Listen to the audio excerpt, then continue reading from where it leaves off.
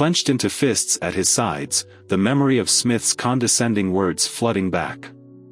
He had heard this script before, years ago, when he was just a student trying to prove himself in a space that didn't want him. But now, standing here as dean, he wasn't powerless anymore. This time, he could rewrite the narrative. Taking a deep breath, Mark stepped forward and pushed open the door to Smith's office without knocking. Both Tasha and Professor Smith looked up, startled by the sudden intrusion. Smith's expression shifted from irritation to shock as he recognized Mark. For a moment, there was silence, an unspoken weight hanging between them. "Dean Reed," Smith said finally, his voice stiff but laced with unease. "Is there something I can help you with?" Mark entered the room fully, closing the door behind him with a quiet click. His presence commanded attention, and even Tasha seemed unsure what to make of the situation.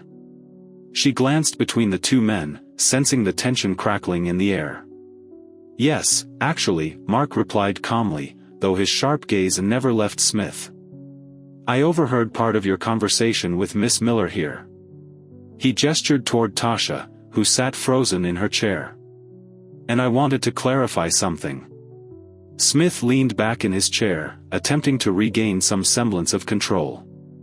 "This is a private meeting, Dean Reed. Student evaluations are confidential." "Oh, I'm well aware of confidentiality policies," Mark countered smoothly. "But let me be clear, no student under my watch will be subjected to baseless discouragement or discriminatory treatment, not on my campus, and certainly not in this department." Tasha's eyes widened slightly, surprise flickering across her face. Smith, however, bristled visibly, his cheeks flushing red. "I assure you, this has nothing to do with discrimination," Smith insisted, his tone defensive. "Miss Miller simply isn't performing at the level required for success in this field. That's all." Mark crossed his arms, his posture unwavering. "Really? Because from where I'm standing, and based on her grades and feedback, it sounds like she's doing quite well. Unless, of course, we're measuring performance by standards unrelated to academic ability." The accusation hung heavy in the air, forcing Smith to glance away briefly. When he spoke again, his voice carried an edge of forced calm. "You're implying that I have ulterior motives?" "No implication necessary," Mark said firmly. "Your track record speaks for itself. And if you think I've forgotten how you treated students like me years ago, you're mistaken." For the first time, Smith looked genuinely unsettled. His gaze darted toward Tasha, then back to Mark, searching for some way to defuse the situation. But Mark wasn't done yet. "Here's how this is going to work," he continued, his tone leaving no room for argument. "Moving forward, any concerns about Miss Miller, or any other student, will be documented and reviewed by my office. If there's evidence of bias or unfair treatment, appropriate action will be taken immediately. Is that understood?" Smith hesitated, clearly grappling with the reality of being held accountable after so many years of operating unchecked. Finally, he gave a curt nod. "Understood." Mark turned his attention to Tasha, softening his expression slightly. "As for you, Miss Miller, keep doing what you're doing. You belong here. Don't let anyone tell you otherwise." Tasha nodded slowly, gratitude shining in her eyes. "Thank you, Dean Reed." With that, Mark stepped aside, allowing Tasha to leave the office.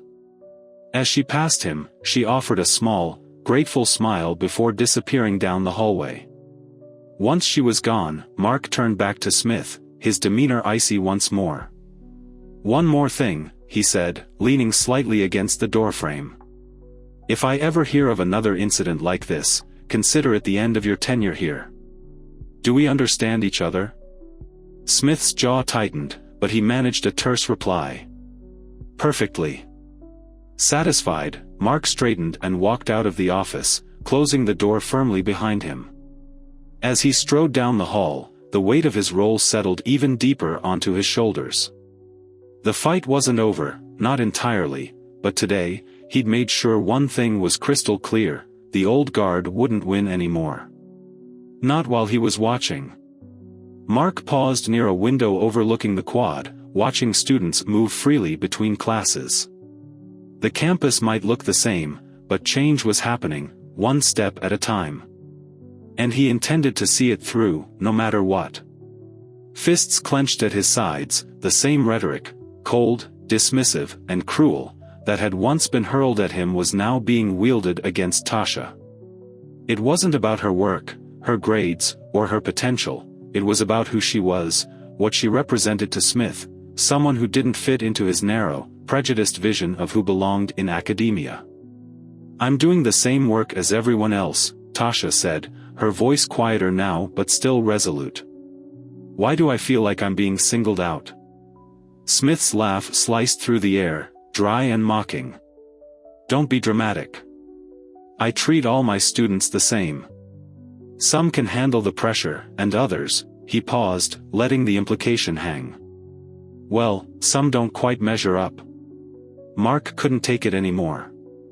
He stepped forward, rapping his knuckles sharply against the half-open door. "Is there a problem here?" he asked, his tone calm yet commanding, heavy with authority. Smith's head snapped up, surprise flashing across his face before he quickly masked it. But Mark caught the flicker, a fleeting recognition. "Dean Reed," Smith said, forcing a tight smile. No problem at all. Miss Miller and I were just discussing her performance in my class." Tasha turned toward Mark, relief washing over her features, though she remained visibly shaken. Mark stepped inside, his gaze locking onto Smith.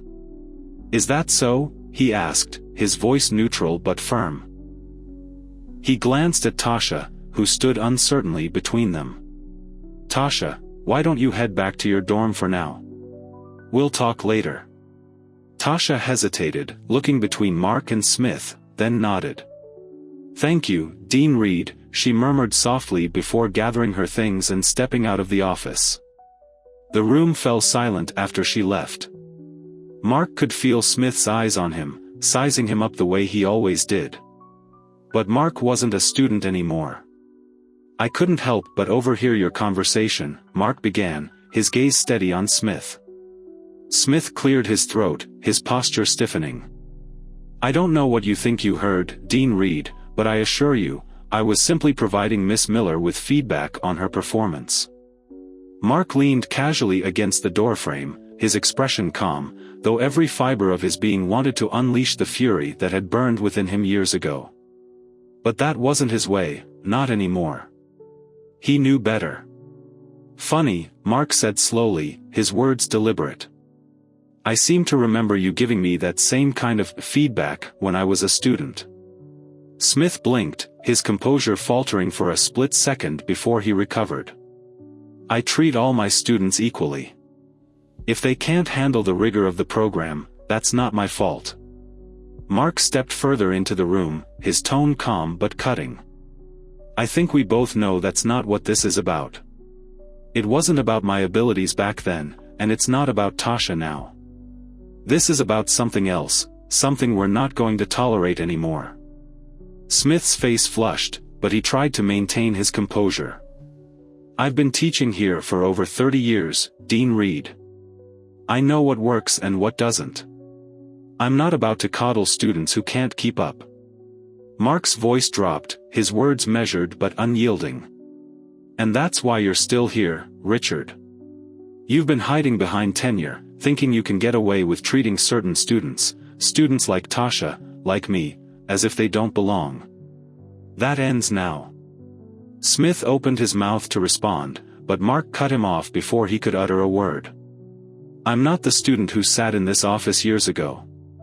I'm the dean now, and my responsibility is to ensure every student is treated fairly, not based on your biases, but on their actual abilities.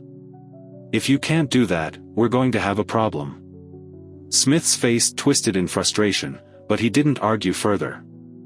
Mark didn't wait for a response. He turned and walked out of the office, his heart pounding but his mind clear. The system was slow to change, but Mark was determined to see it done. The morning air in the economics department felt heavier than usual.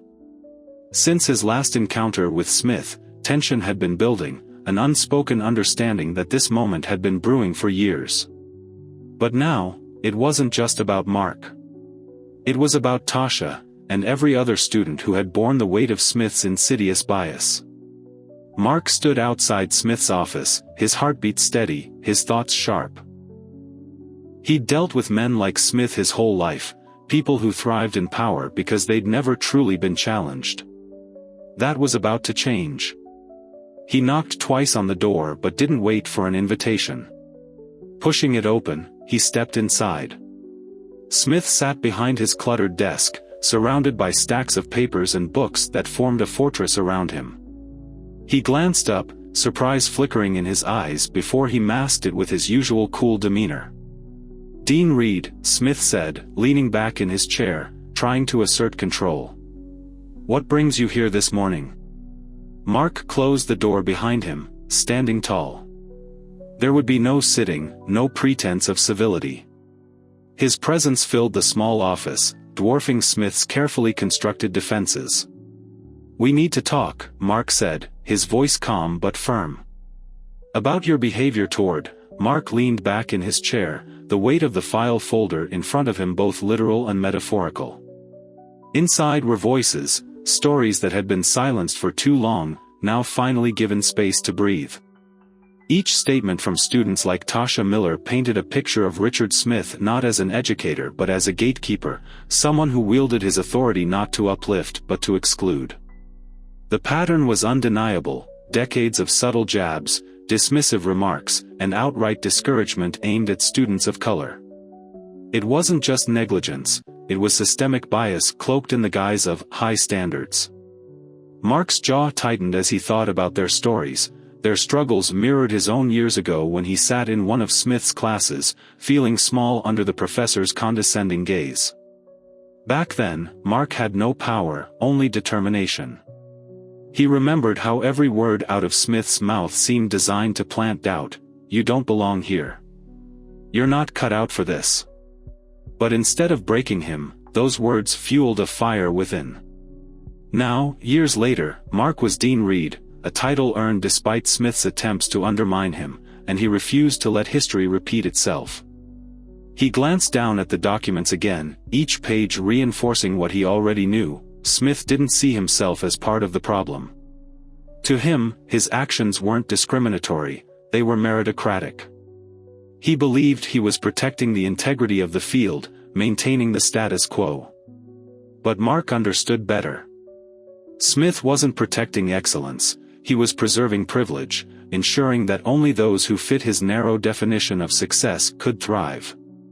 And Mark wouldn't stand for it, not anymore. The confrontation earlier that day replayed in his mind. Smith's smug demeanor had cracked ever so slightly when Mark laid out the evidence against him. For the first time, there was fear behind the man's eyes, a flicker of realization that his tenure and arrogance might not shield him after all. Mark had made sure to leave no room for misinterpretation. This ends now. But confronting Smith wasn't enough. Mark knew the road ahead would be fraught with challenges. Removing a tenured professor required more than accusations, it demanded irrefutable proof, careful strategy, and unwavering resolve. Smith had spent decades embedding himself into Northview's foundation, cultivating allies and shaping perceptions. Undoing that wouldn't be easy. Yet, Mark also knew that change rarely came without resistance. If anything, the difficulty of the task only strengthened his resolve. As he sifted through the statements once more, Mark allowed himself a moment of quiet reflection. These weren't just pieces of paper, they were lifelines thrown to students who had been told they couldn't swim. They represented resilience, hope, and the courage to speak up even when the odds felt insurmountable. Mark owed it to them to follow through, to dismantle the barriers Smith had erected and ensure that future generations wouldn't face the same obstacles. With renewed focus, Mark closed the folder and reached for his phone. There were calls to make, meetings to schedule, and plans to set into motion. This wasn't just about holding Smith accountable, it was about creating a safer, fairer environment for everyone at Northview. It was about sending a message loud and clear: no one was above reproach, not even those who thought themselves untouchable. Mark stood, straightening his shoulders as he prepared to step back into the fray. The battle ahead would test him, but he was ready. After all, he wasn't fighting for himself, he was fighting for Tasha, for the countless others like her, and for every student yet to walk through Northview's doors. This time, Smith wouldn't win.